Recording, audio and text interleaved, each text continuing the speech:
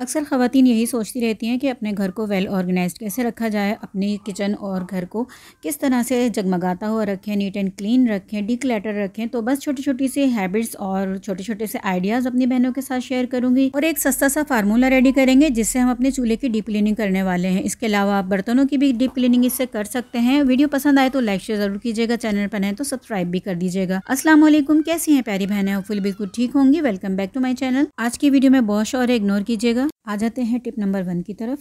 तो सबसे पहले हम एक फार्मूला रेडी कर रहे हैं जिससे हम अपने चूल्हे की क्लीनिंग करेंगे। गर्म पानी ले लिया है, 2 टेबल स्पून इसमें कास्टिक सोडा ऐड किया है। उसके बाद इसमें ऐड करेंगे सल्फोनिक एसिड, जो कि ये काला ऑयल के नाम से भी हम सब जानते हैं। इसे 1 टेबल स्पून भर के हम इसमें ऐड कर देंगे। ये देखें कितनी जल्दी से इसका रिएक्शन शुरू हो जाता है। इसे मैं बहुत अच्छे से मिक्स कर लूँगी ताकि ये दोनों चीज़ें ना यकजान हो जाएँ। ये देखें इस तरह से पानी को आपने गर्म ही लेना है, ठंडा पानी नहीं लीजिएगा। तो गर्म पानी में ना ये बहुत अच्छे से रिएक्ट करता है। उसके बाद इसमें हम अपने जितने भी हमारे ये चूल्हे के बर्नर्स वगैरह है ना, ये सारे मैं इसमें डिप कर दूँगी। आपने देखा कितने गंदे हो रहे हैं ये। आप देखिएगा मिनटों सेकंडों में ना ये इतनी अच्छी से डीप क्लीनिंग करेगा। तो यहाँ पर मैं इसे 15 से 20 मिनट के लिए डिप करके रख दूँगी। तो इतनी देर में कोई और काम कर लूँगी किचन का या कोई भी। ये देखिए कितना गंदा है। अब आपको मैं लास्ट में दिखाऊँगी कि ये कितना अच्छा सा साफ़ हो जाएगा। आप देखें रिएक्शन शुरू हो गया पानी में, आपको नज़र आ रहा होगा। और अब मैं इसको मज़ीद पानी से फुल कर दूँगी ताकि ये सारे है ना अच्छे से इसमें डिप हो जाएं। अभी भी मैं इसमें गर्म पानी ही ऐड करूँगी। ये देखें आप रिएक्शन दिखा रही हूँ मैं इसका आपको। और ये देखें अब मैं इसको गर्म पानी से फुल कर दूँगी ताकि अच्छी तरह डिप हो जाएँ और 20 मिनट के लिए छोड़ दूँगी। अब ये देखें 20 मिनट बाद मैंने इसको देखा तो इसका सारा मैल कुचैल चिकनाई सारा कुछ फूल गया है। और मैं हाथ से ही देखें सिर्फ निकाल रही हूँ और आपको मैंने दिखाया हाथ से ही ये रब करने से ना अच्छे से साफ़ हो जाएगा। ये देखें सिर्फ मैं हाथ से ही कर रही हूँ। ये देखें मैं इसका पानी भी आपको लास्ट में दिखाऊंगी। अच्छा ये मेरा जो था बहुत ज़्यादा गंदा था, ग्रीसी था, इसको मैंने 30 सेकंड के लिए देखें रब किया है। हाफ़ मैंने आपको दिखाया और ये क्लियर हो गया था। अब ये देखें इसके नीचे जहाँ हमारी चाय और तेल वगैरह जाके गिरते हैं ना, दालें वगैरह जाली के नीचे, उसको भी मैंने रब कर दिया है। बहुत अच्छे से साफ़ हो गया। और ये देख लें भी कितना अच्छा साफ़ हुआ था। ये सारे बर्नर्स बहुत अच्छे से क्लीन हो गए हैं। ये देखें और इसकी जितनी भी ये जालियाँ वगैरह थी वो भी बहुत अच्छे से क्लीन हो गई हैं। अब जितना भी हमारे पास इसका ये सॉल्यूशन बचा था ना, जो हमने रेडी किया था जिसमें हमने अपनी चीज़ें भिगोई थी, बस वही मैंने यहाँ पर उठाकर रख लिया है और मैं आपको दिखाती हूँ। ये देखें वही सॉल्यूशन है। और मैं यहाँ पे ना इसको बहुत अच्छा सा इधर डाल दूँगी ताकि ये अच्छे से डिप हो जाए सारे जितना भी स्टोव है हमारा। और फिर मैं 15-20 मिनट कोई और काम कर लूँगी किचन का या घर का। तो देखें 15-20 मिनट बाद जब मैं दोबारा आई हूँ तो ये सारी मैं दिखा रही हूँ हाथ से ही ये निकल के बाहर आ रहा है। ये देखें सारा इसका जितना भी जो भी इस पर गिरा हुआ था, क्योंकि मैंने इसे काफ़ी दिन के लिए ना छोड़ा हुआ था डीप क्लीनिंग करने के लिए, दिखाना था आपको। तो बस यहाँ पर ये रगड़ते रगड़ते और साफ़ हो गया है। अब मैं आपको इसको क्लीन करके फिर दिखाती हूँ। बहुत आसानी से ये साफ़ हो जाता है। ये देखें फिर मैंने इसके बाद सारी चीज़ें यहाँ पर इसकी फ़िक्स कर दी हैं और क्लीन कर दिया है। बहुत ही ज़बरदस्त ये फार्मूला है, आप इसे बनाकर रख लें या आप हैंड टू हैंड भी बना सकते हैं। टिप नंबर 2 की तरफ। अक्सर ख़वातीन हम क्या करते हैं, जब पास्ता उबालते हैं, मैक्रोनी, मैगी या जो भी कुछ, तो वो इस तरह से अगर थोड़ी देर रख दें, हम भूल जाएँ उसे रख कर या नेक्स्ट टाइम के लिए रख दें तो वो जम जाती है। तो यहाँ पर भी आपने ले लेना है गर्म पानी, आपने उबालना नहीं है। जस्ट गर्म पानी लेकर उसमें आप इसको डिप करेंगी और आप चम्मच से इसको सिर्फ चलाएंगी और आपने ये देखें बहुत अच्छे से ये सारा खुल जाएगा। तो आप मैगी को भी इस तरह कर सकते हैं, मैक्रोनी को भी कर सकते हैं, पास्ता में जो भी चीज़ें हैं, क्योंकि मैदे से बनी होती हैं उसमें इस तरह का स्टार्च होता है। जब हम बॉईल करते हैं ऑयल लगा के भी रखते हैं, लेकिन कुछ देर बाद वो जब ड्राई हो जाती हैं वो तो जुड़ जाती हैं। तो आपने देखा कि गर्म पानी में जस्ट मैंने डिप करके और उसको चम्मच से हिलाया और अब मैं इसको सादे पानी से वॉश करके ले आई हूँ। अब मैं इसमें हल्का सा ऑयल लगा दूँगी और फिर ये दोबारा नहीं जुड़ेंगी इंशाल्लाह। तो उम्मीद है कि ये आइडिया भी आपको पसंद आया होगा। अब ये एक और मसला ख़वातीन का है, छोटे छोटे मसले होते हैं जो हल नहीं हो पाते, वो मैं आपके साथ हल ले आती हूँ। ये देखें जब भी हम जार फिल करते हैं, कुछ भी उसमें डालते हैं जैसे नमक, चीनी, पत्ती, तो ये हमारा जो मेजरिंग स्पून होता है ये इसमें जाता नहीं है।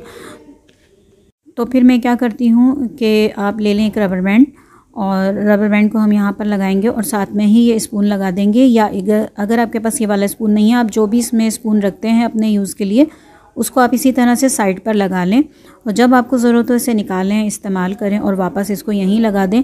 सम टाइम ऐसा होता है बर्तन रिसेंटली धुले होते हैं, गीले होते हैं, तो आपको अगर कोई मसाला डालना हो तो वो गीला स्पून लेना पड़ता है। तो इसको हम यहीं फ़िक्स करते हैं, और अगर आप चाहें तो आप इसको यहाँ से इस तरह से भी फ़िक्स करके रख सकते हैं, सीधा करके भी रख सकते हैं। तो ये एक और आइडिया था हमारा, लेकिन मुझे जो ज़्यादा बेस्ट लगता है वो ये वाला है जो मैं खुद करती हूँ। वो ये कि इसके स्पून देखें, अभी मैं आपको दिखा रही हूँ कि कितना बड़ा हो रहा है, अभी डब्बा से ना अंदर नहीं जा रहा, लिड भी खुला हुआ है। तो अब मैं क्या करूँगी, सिंपल मैं इसको उल्टा करके रख दूँगी। अब देखें ये कितना, इसकी जो जार है उससे कितना अंदर चला गया है, ईज़िली चला गया है। बस ये था आपके मसले का हल, जो कि मैंने आज हल कर दिया है। तो उम्मीद है कि ये आइडिया भी आपको पसंद आया होगा। आ जाते हैं एक और आइडिया की तरफ।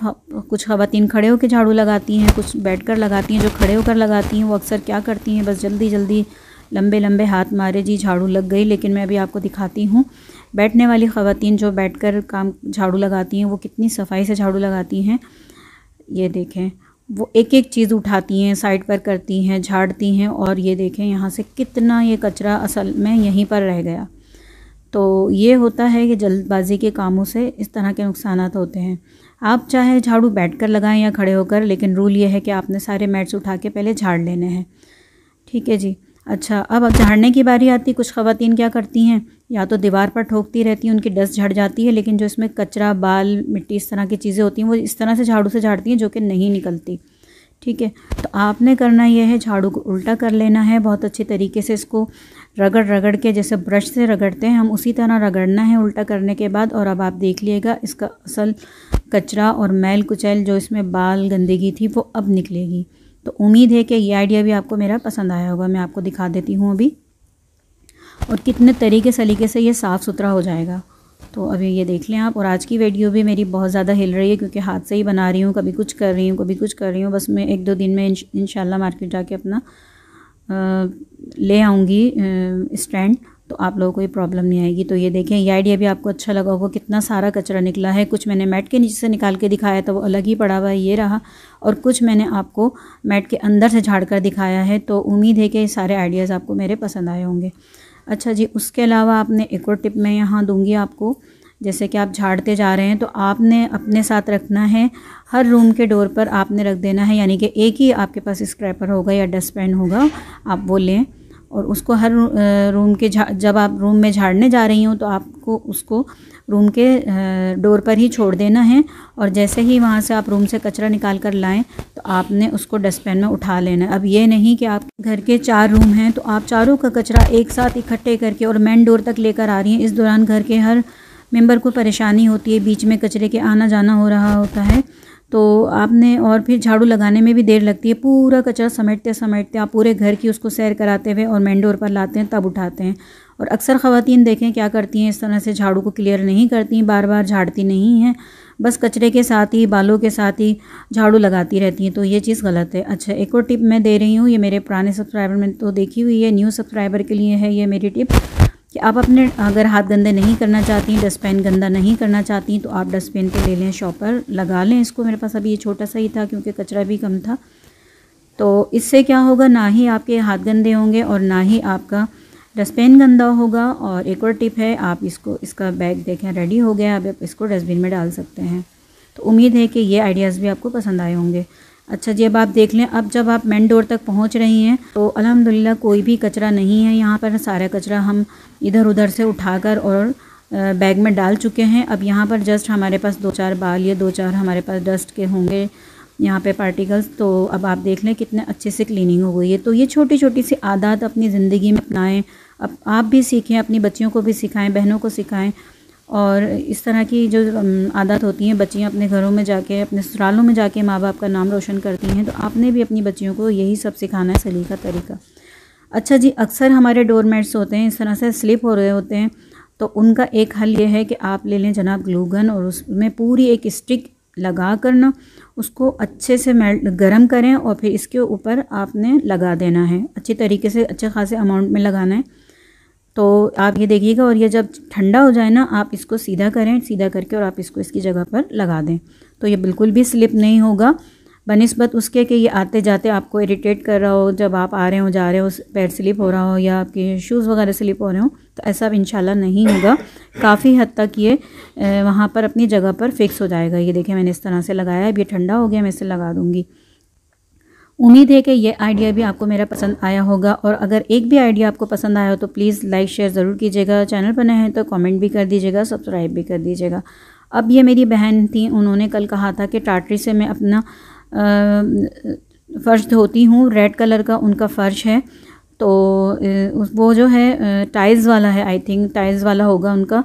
तो उस पर क्या होता है कि जब ये ड्राई होता है तो ये वाइटनेस आ जाती है, लेकिन चूंकि मेरे पास तो रेड टाइल्स नहीं हैं तो मैं आपको वैसे ही बता देती हूँ। मैंने यहाँ ले लिया पानी। आप अपने जो टब में या बाल्टी में भी जो भी पानी बना रही हैं उसका सादा पानी है ये पोछे के लिए। तो आपने उसमें 2 टेबल स्पून ऑयल डाल लेना है और उसके बाद अच्छे से मिक्स करना है। इसमें पोछा डिप करना है और पोछे को लगा लेना है फ़र्श पर। तो आप 2 टाइम ये डेली करेंगी तो इंशाल्लाह आपके फ़र्श की वाइटनेस बिल्कुल ख़त्म हो जाएगी, वो अपनी असल हालत में आ जाएगा। क्योंकि मैंने ये आपको मार्बल धोकर दिखाया था और वो जो आप धो रही हैं वो टाइल्स हैं, तो इस वजह से उस पर वाइटनेस आ जाती है। तो उम्मीद है कि आप इसको ज़रूर फॉलो करेंगी और पसंद आएगी तो मुझे कमेंट करके ज़रूर बताएंगी। तो उम्मीद है कि आज का मेरा कोई ना कोई आइडिया, मेरी हैबिट आपको पसंद आई होगी। पसंद आई तो लाइक शेयर करें, चैनल पर नए हैं तो सब्सक्राइब करें। अल्लाह हाफिज़।